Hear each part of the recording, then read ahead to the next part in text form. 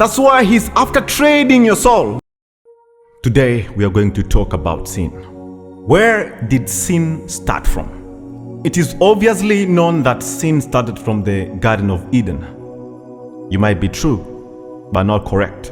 Sin started way back before creation in heaven. Do not forget, Satan was not meant to be the devil.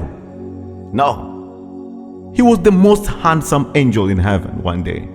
Read the book of Moses, chapter 4, 1-4. And he had angels who are his team members. That's why I usually say, be careful with who you follow. Be so careful.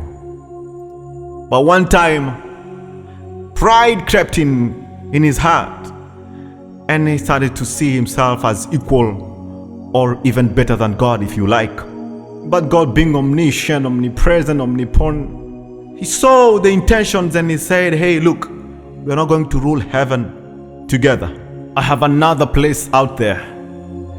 And so he was thrown from heaven with his followers, his angels. And that was the genesis of sin. That pride, that elusive idea of leadership and self-exaltation against God. And this was the very first sin, pride. And he is the father of pride. That's why you see, even in our days, people that are serving God on the altar, people that are called by God, cannot afford to humble themselves. 1 Peter chapter 5 verse 5, at the far end of that verse, it says, for God resists the proud. And so the devil is very much aware that this is what cost him heaven. And that's why he's so much championing the same toxin to ensure you and I never go hand in hand with God. Why is it that even nations, kingdoms are collapsing today? Pride. I bet you, open 2 Chronicles chapter 7 verse 14. It says that if my people who are called by my name can humble themselves, because humility is one greatest enemy of pride. And if a nation does not humble, there is no forgiveness, there is no restoration, and there is no healing.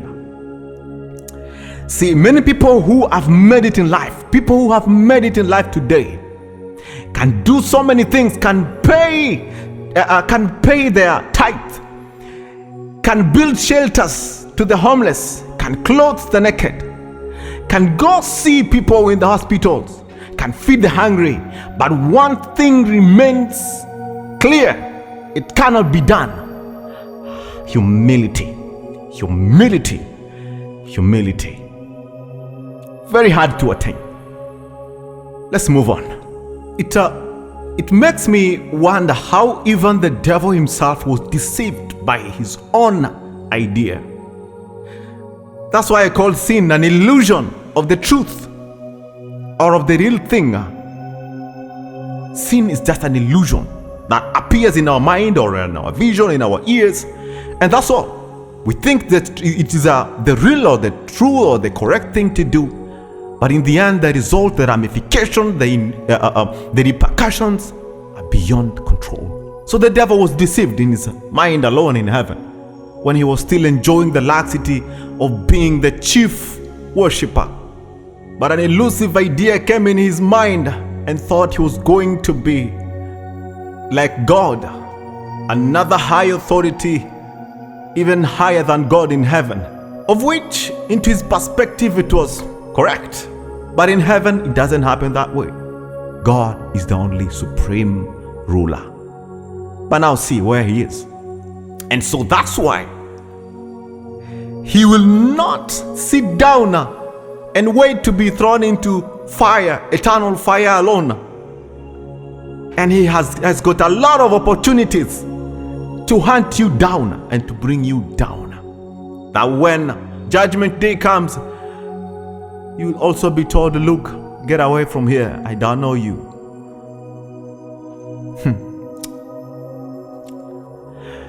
That's why he's after trading your soul, looking for your soul day and night. Because after only he captures this, he starts to manipulate your mind to influence your lifestyle. Then afterwards, people start to wonder, seeing you doing silly things. The things that you start talking are just unbearable. A person that people thought wise, a person that almost everyone will run to for wisdom and advice. But everything has just been turned upside down.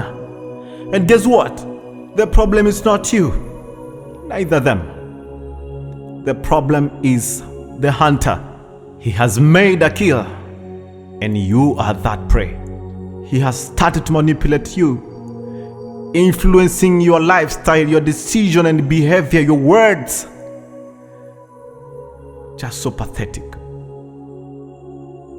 The things that you thought were correct, the things, that idea that you heard, that story that you heard, the things that you saw, the testimony that you heard, the miracle that you experienced, you never took time to weigh them through the biblical lens or through the lens of the scripture and try to see whether they match or they qualify to be from God or from Satan. See, one thing remains clear. If he did not fear God in heaven, do not think he will be afraid of you, neither of me. Doesn't fear ranks, levels, dimensions, age, ethnicity, or name them. So long as you are under the sun, you are still in his kingdom. And every single minute that passes by, he's awake, hunting, looking for someone to deceive. He doesn't deceive the dead. He's after the living.